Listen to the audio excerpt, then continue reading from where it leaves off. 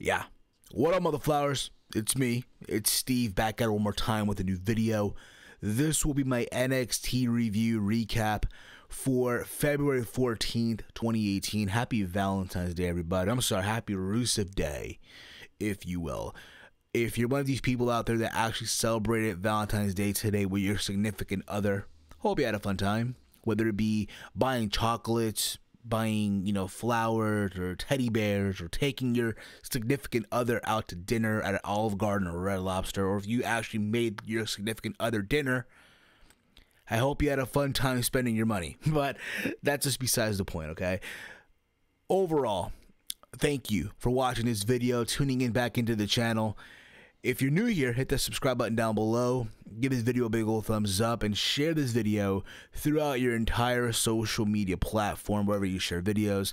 Like I said, this is my NXT review, but before I get into the review, I want to let you guys know that tomorrow I'll be doing my second installment of Universe Mode for NXT over at WWE 2K18.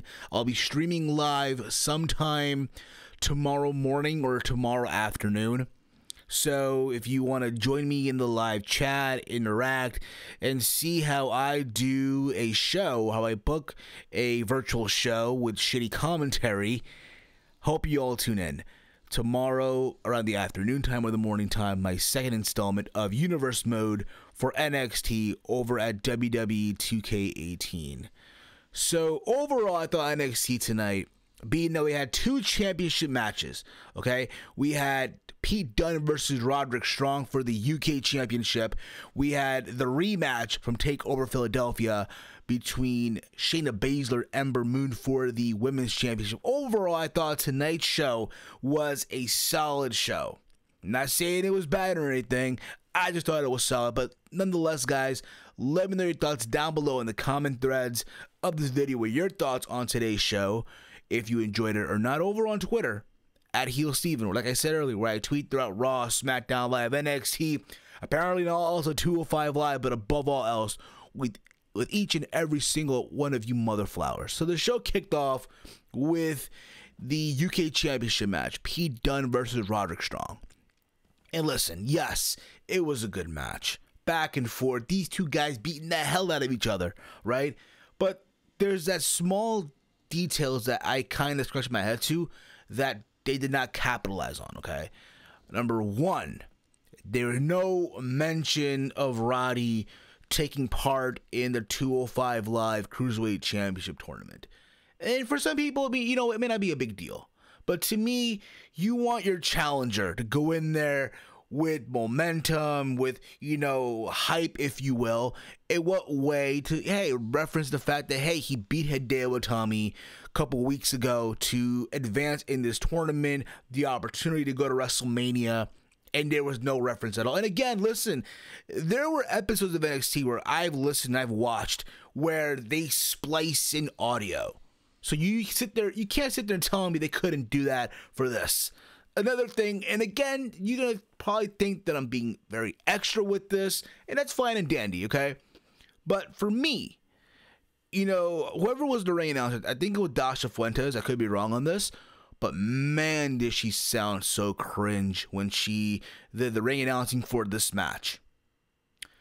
It literally came off like, making this in the ring right now, Roderick Strong. It just sounded so cringeworthy. Pete Dunne. It just sounded like, ugh. And this is the thing. When it's a championship match, and I'm not saying bring back Mike Rome or shit like that. The following contest set for one fall. No, I'm not saying that. But I remember back in the day when FCW was a thing on YouTube, right, for WWE, right, they would have these championship matches or these episodes where they would have Howard Finkel do the ring announcing. And now, granted, I'm not saying, have Howard Finkel be in every single episode of NXT, even though he was at one time when NXT was just starting out at Full Sail University. I do remember Howard Finkel being the ring announcer during the Seth Rollins versus Jinder Mahal match for the first ever NXT Championship match. Now, you could have at least bring out, I don't know, Tony Chimmel. Because, again, you want those things to make your championship matches seem like a big deal, right? I remember years ago, Survivor Series 2011, when CM Punk brought out Howard Finkel to be his ring announcer, right? His personal announcer. Booker T on commentary said, I remember when I signed the WWE, the idea that the Fink would ring announce my match, that's how you know I made it and shit like that. And again, I get it's developmental, it's their whole implant system and shit, but at the same time, I would have had just, bring out Tony Chimmel or bring out at least Howard Finkel for one time, a small cameo here and there to do these ring announcing for these big matches and shit like that. And the other thing, too, I would have not had this open the show. I would have saved this for the end, but at the same time, though, you want to kick off the show just balls to the wall, so I get why it's open the show. But again, there's back and forth, man. These two guys beating the hell out of each other, literally. Just beating the holy hell out of each other. There's some moment in this match where literally Pete Dunne was working on the arm of Roderick Strong, and it seemed like Roddy just couldn't, come back with any offense, and eventually he did. He literally caught Pete Dunne and literally threw him into the ring step. I remember I saw this literally over at 205 level when he did the same thing to Hideo Itami. There was a moment in this match where literally Roddy was trying to do the stronghold, but he couldn't really do it. Near the end of this whole thing, right? Literally, it seemed like Roddy was gonna get the win, but Pete Dunne literally snapped his finger, because again, he was working on Roderick's arm, Roderick's hand, Roderick's wrist. And he did the little finger snap, something that Marty Scurll does as well, and then hit the bitter end for the 1-2-3. So Pete Dunne retains, which I thought in a way made sense. I know somewhere out there, my good old buddy Chase Oliver is happy as hell to know that Roddy did not win this match. But again, nonetheless, a very good way to kick off the show with a bang at center stage.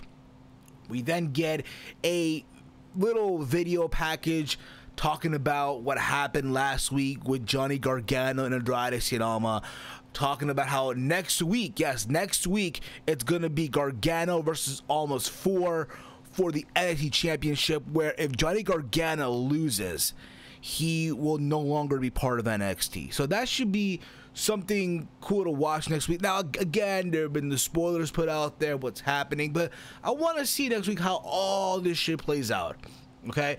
But we had that, and then we had a press promo, okay, with the press, which I also find kind of cringeworthy, with Velveteen Dream. And apparently next week it'll be Velveteen Dream versus No Way Jose. And Dream was saying, hey, No Way Jose brings the fiesta, but he brings the experience. And he takes also a jab at Tyler Bate, saying how Tyler Bate is this 5'0", thinking he can compete with someone like Velveteen Dream. I remember Tyler Bate during a promo before Roddy versus Tyler Bate a couple weeks ago. He did say how he wanted to do more match of the year candidates in NXT. He referenced the legs of Aleister Black, Roderick Strong, even Velveteen Dream, just to name a few that he referenced. So there you go with that. Nonetheless, too, I do think somewhere down the road a match between Velveteen Dream and Tyler Bate could be one of those matches that could steal the show. I'm not saying a takeover, but something at a taping for NXT. So why the hell not do that somewhere down the road, okay? Think about this, right? Roddy beat Tyler Bate and got a shot at the UK title. I'm not saying that this will do the same thing for Velveteen Dream, but why the fuck not, right? Somewhere down the road, you can see Velveteen Dream competing for the UK title. We then had Aleister Black coming out, cutting a promo. He came out through the side entrance, if you will, not from the stage to the ring. And he wearing a suit, right? And I'm gonna say this too, okay? That fight is kind of a little bit cringeworthy as well, when the fans are singing his theme song. Like literally, he's coming out and everyone's just singing his song. It was like with Shinsuke Nakamura, like couple months ago or like a year ago, when he was at NXT, everyone was singing his theme song. Da da da da da. You can't get the idea, okay? I just find it kind of like, why are we doing this? It's stupid. But it is what it is. He comes out, he talks about how, this whole road that he's going to, he has a devil that's controlling him. He's talking about this devil, this fucking devil, right? And all of this is leading to him wanting to, be the NXT champion. And literally that's the direction they're going to go with. And out came Killian Dane. And they're in the ring, and Killian Dane says, hey, listen, it's not a devil that's on your back, it's me that's stopping you. Because if you think that you're going to get a shot at the championship, I'm here to stop you, pretty much. Just them two interacting back and forth.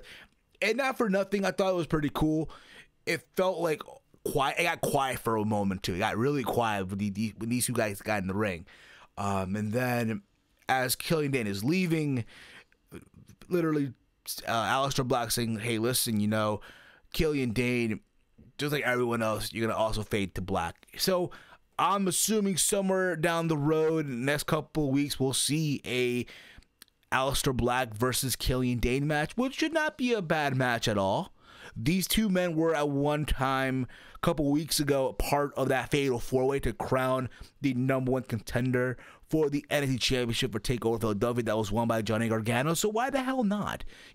At the same time, you want to build contenders for Andrade somewhere down the road. And again, we don't know what's going to happen, so I'm assuming this will be a contenders match somewhere down the road in a couple weeks on NXT. We then get a tag team match, TM61 versus Duckworth and John Skyler.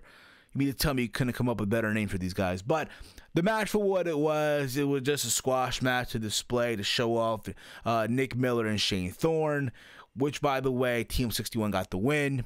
So good for them on that one.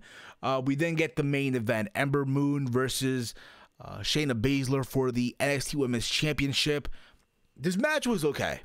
I would have not had this close of the show. Okay? But again, it's back to that small type of detail here again. And again, nothing against Dasha Fuentes here, but again, I would have had someone else do the ring announcing here. Secondly, what happened to that female referee from the Mae Young Classic? You think about this, right? This whole, women empowerment, and we're trying to show that the women are this and that, right? It's an NXT Women's Championship. What happened to the women referee? I'm just saying, okay? But the match, for what it was kind of similar of a carbon copy from TakeOver Philadelphia, where Ember Moon literally started off with this massive offense, literally just going off on Shayna Baszler, even though she had a kinesio tape all over her arm, whatever, that she got hurt from TakeOver Philadelphia. And it looked like she was about to end the whole thing real fast. She was about to go for the Eclipse, and Shayna gets out of the ring, which caused Ember Moon to do like a tope suicida through the ropes, and she hits the commentator table, right? The announcer's table, if you will, and it hurts her arm. Which kind of like, wait a minute, really? All that just for that one little thing. And that's where Shayna had the whole complete, turnaround of this match. There's literally Shayna having away with Ember Moon. There were a moment where they teased the whole deja vu, how Ember won the match, like rolling up Shayna, but Shayna kicked out eventually. But it got to a point where Shayna Baszler was just doing way too much abuse to Ember's arm outside the ring. And who came out to do the save? Kairi Sane. Because again, a couple weeks ago, Shayna Baszler did end up choking out Kairi Sane. So in essence, it kind of does make sense, even though I wasn't big on the idea to have this match end in a disqualification. But at the same time, you're not going to take the belt off Ember Moon on a regular taping for NXT. It's going to be at a TakeOver. Even though at the same time, for shock value, I would have not mind the idea of a title change on an NXT episode. Just saying. But it ends in a disqualification. Shayna wins by DQ, like I said. So the belt still remains on Ember Moon. So from what this looks like as well, we're getting now Kairi Sane into the mix. So maybe we'll see in a couple of weeks, Shayna Baszler versus Kairi Sane for the second time. The rematch from the Man Classic finale, which again is not a bad idea as well, if you ask me my honest opinion. But again, overall NXT, in my honest opinion, was a very, very solid show. If there's any match that you should go out of the way to watch here, is probably Pete Dunne versus Roderick Strong for the UK title. The rest is there. Just Kairi Sane rescuing Ember Moon, but we'll see where that goes as well. Guys, if you're new to the channel, hit that sub button down below. Give this video a big old thumbs up. Share it through our entire social media. Don't forget, tomorrow I'll be doing episode 2 of Universe Mode over on WWE 2K18 for NXT. Sometime tomorrow afternoon or tomorrow morning, live on this channel. So make sure you hit that bell icon. Be notified when I go live, when I upload a video. And as always, guys, follow me on Twitter at HeelSteven. And hate, comment, and subscribe. Until next time, it's me, it's Steve, it's wrestling and whatever. Yeah, mother flowers.